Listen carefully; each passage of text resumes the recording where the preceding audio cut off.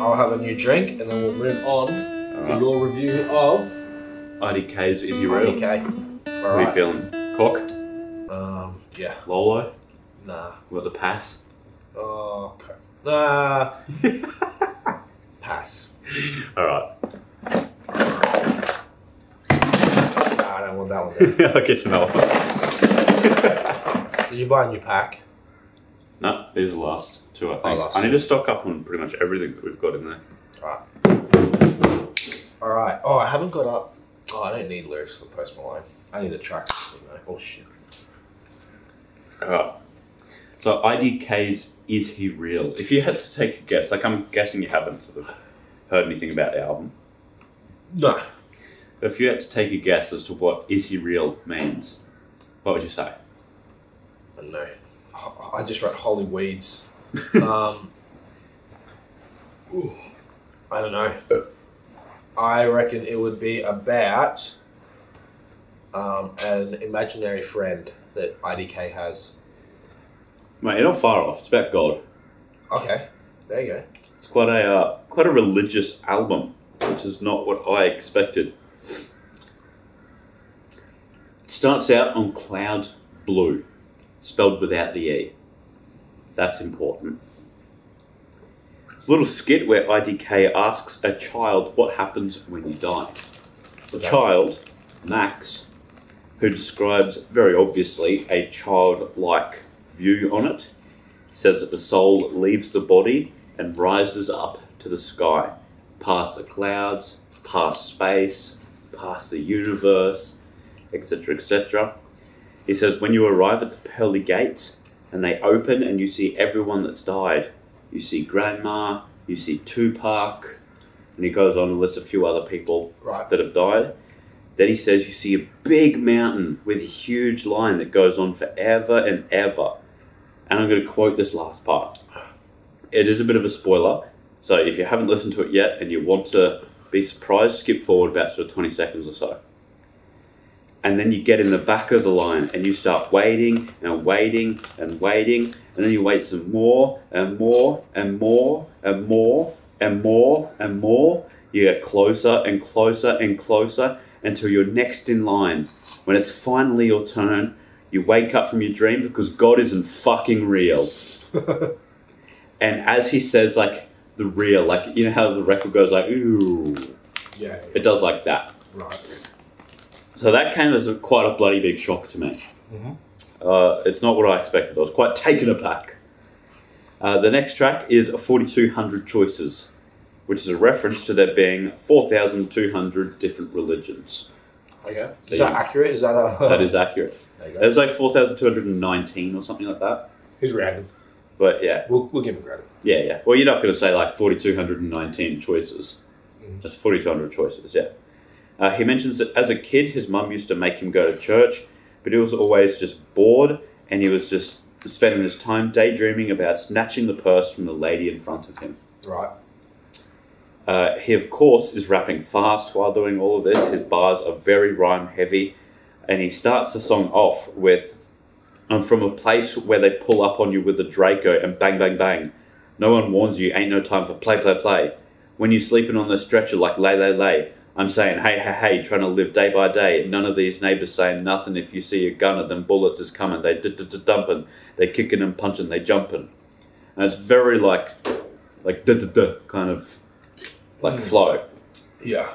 The production is great too. It starts off with like a really distorted 808, and the only melody is like a little perk. But halfway through the song, there's like a string melody that like fades up, and then the drums change just a little bit as well.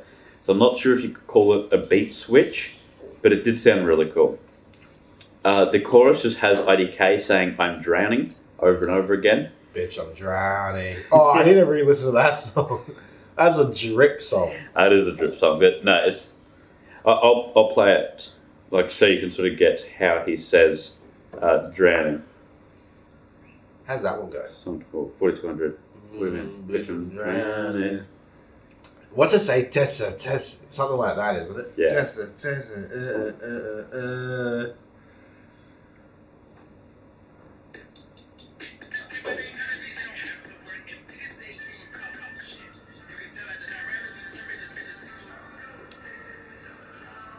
Yeah.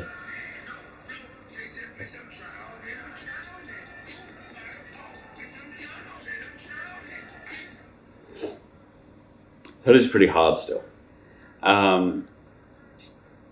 The outro just repeats the first verse with a slight variation. He says, they kick and they punch and they jump and the reason I'm...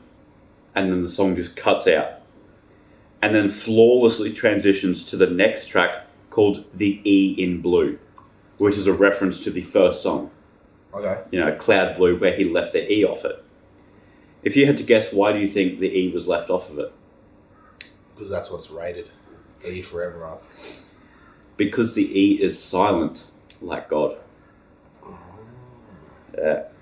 I'll show you this transition from 4200 choices into the E for Blue.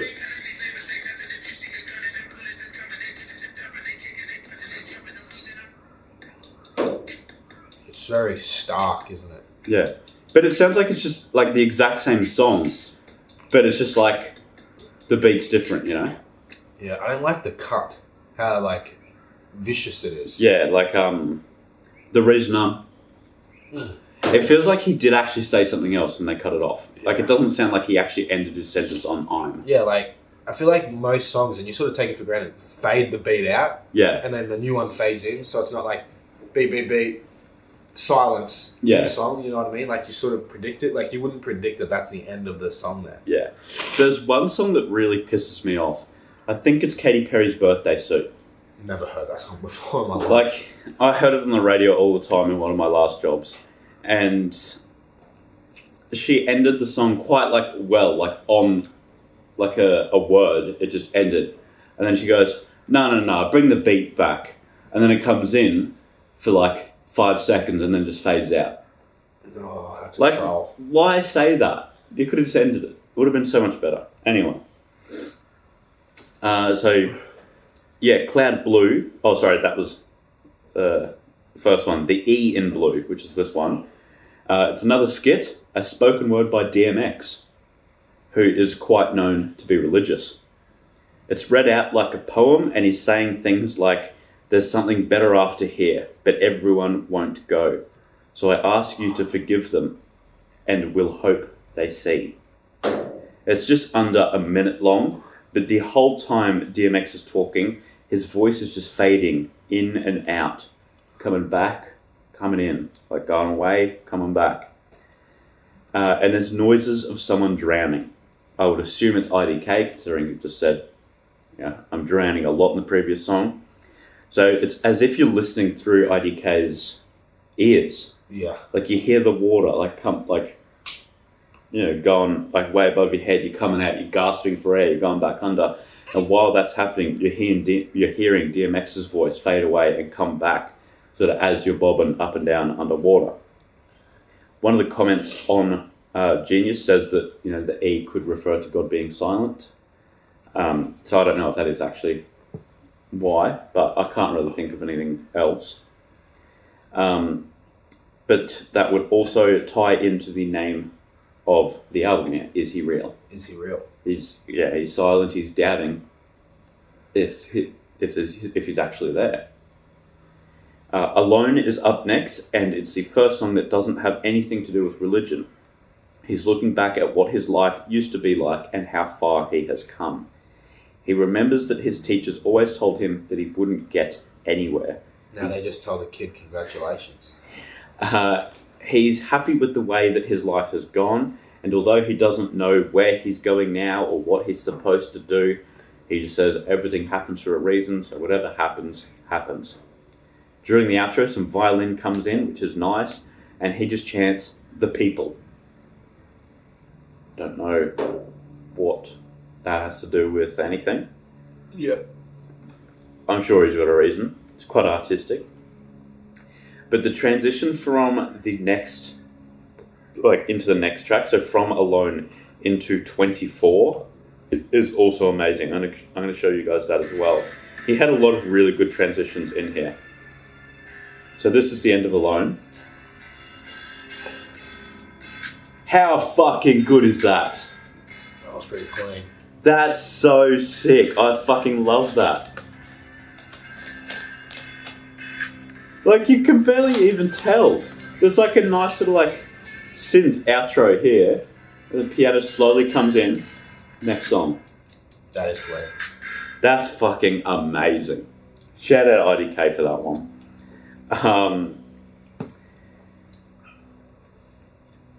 Where am I up to? So it's called 24 as a reference to the Bible verse, Matthew chapter 6, verse 24. Is that how Bible things work? Matthew chapter 6, verse 24? I think so. Some shit like that. The verse is, no one can serve two masters. Either you will hate one and love the other, or you'll be devoted to one and despise the other. You cannot serve both God and money. So obviously he's written it as a money is the root of all evil kind of thing. But to me, it's just a flex on. He says things like, when the money fall, I'ma slap that ass. Clap when the money go, you don't slap ass. That's facts. If the money low, I'ma wear a strap where I'm at. And then later on, it's a lot of money while you're mad like that. So like, he doesn't once mention any negative effect that money could have. He doesn't speak about it negatively at all. He doesn't mention religion once. It seems like he wrote the song and liked it, but to be able to include it in the album, he had to spin it in a way to make it sound religious.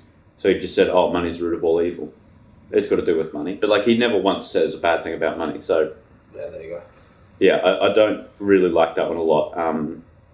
And he doesn't even mention anything anything to do with that Bible verse either. Lily is up next. It's pretty much just about girls pretending to love him now that he has money. Throughout the song, he ad-libs devil 12 times, I counted. But again, to me, this is just a song about people being fake, which is quite a common thing, to write about, quite a common context. No, not context. Content. Quite common content to write about. People being fake because now you have money. Yep. And yeah, it's just labelled as having religious undertones just so he can put it on the album. Porno is up next. Porno. Yep. It features Capri Styles, Pusha T, and Jid. Jiddy Jid. The song is about the ridiculousness of masturbation within the Bible. He says comparing it to murder is absurd. I'll read out the first part of verse 1 because it is banging. The Bible say beating my dick and killing is equal, huh? But that don't add up, right? Because the amount of times that I milk my shit, I'd probably be considered cereal. That's hard. Which I think that's really, really clever. Like milk my shit and then cereal. Yeah. And then on the next line, he says, them Cocoa Puff titty balls make a neighbour balls fall inside the drawers while the drawers fall all like a nightstand in the earthquake caused by the backstroke, dog style, all wild. Kill the pretty kitty, leave an X over its eyes like a cause clown. Shit, that's a fucking bar. That's a bar. I really like the shit, that's a fucking bar line. Like that sort of just makes you think, yeah, it was. And then you just like it even more. Like that's quite clever there. But yeah, leave an X over its eyes like a cause clown. That is pretty cool. Every single one of the featuring artists. The fuck did you just send me? Is that Beetlejuice? Yeah. Yeah. I thought you would like that. Every single one of the featuring artists just did their own thing though. Push talked about cars, bags and diamonds. Jid talked about a girl. I think the concept of the song was really good and it could have been much better if the features stuck with the concept. But they just went and did their own thing. I don't know why IDK didn't sort of pull them back. Go like, no, talk about wanking. Rein it in. But I Do Me, You Do You features Jessie CX on the chorus. She's just singing about how much trouble she has falling in love. And then Tyler, the Creator, has a spoken verse where IDK just asks him, do you believe in a higher power? Yeah. He says, I've heard your work before, I know your views, but do you believe in a higher power? To which Tyler says, hell yeah, something had to have made this. And he goes on about how he believes people should be able to have beliefs in different areas. He says, believe in what brings you joy. Then in the outro, IDK says, I see what you're saying, So let me say this. Telling us today that a man built Noah's Ark is just as crazy as telling a caveman we built robot bitches we can fuck. You're not wrong. That's a bit strange. It is. December is up next, and it features Burna Boy. There you go. It was just a love song, and while the feature did stick with the concept of the song, and the song was good, there was no reference towards religion or God or anything like that, so it didn't really fit with the album. So when I'm looking back on the album, this song does stick out, but unfortunately not in a good way. European Skies has a very heavy Frank Ocean vibe. I'm going to play this for a little bit, because you'll definitely see how Frank Ocean-esque it is. He just questions Christianity on it. He says that there's holes in the story with no reason. You have to have faith. Like, that's all you're asked for. Just have faith. But he goes, no, I want a reason. Yeah. Like, that doesn't make sense to me. I need to have a reason as to why.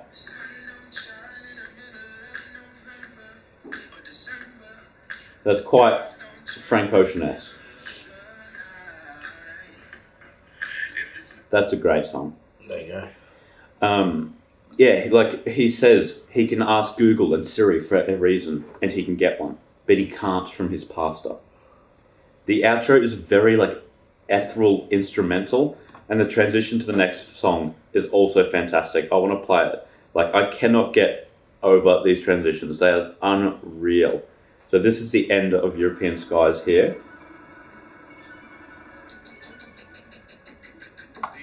There's no cable. That's cool. That's a good transition. That is cool. Yeah, he does have really, really cool transitions all throughout here. So yeah, No Cable is the next song. It touches on racism. But the way he does it in the chorus is really, really cool as well. He says, he was just a drug dealer. Record wasn't clean, so we see him as a thug neighbor. And under that, there's a... Oh, that's the end of the chorus. End of the line. And under that, there's a news reporter reading out, police described the shooting victim as a known drug dealer. Then IDK says, change the channel. He was just a crazy man. He blew up the school just to motherfucking say he can. Over the top of a news reporter reading out, student evacuating with their hands up, the suspect in a mass shooting. Then IDK just hits another, change the channel. And he like hits a few other sort of different, sort of things like that. And although I don't think that everyone is good, because there are some truly evil people out there, just that's the way that they're born. I do like the message of don't think everyone is evil just because he deals drugs.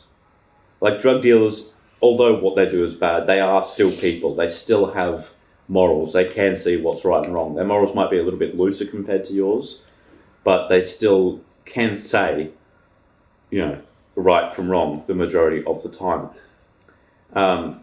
And yeah, that doesn't mean that everything that they do is bad. Yeah.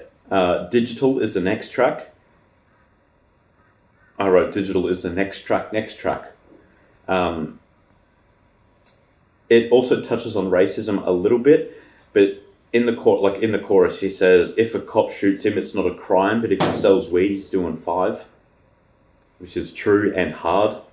But that's only a small part of the track. The rest is about a man.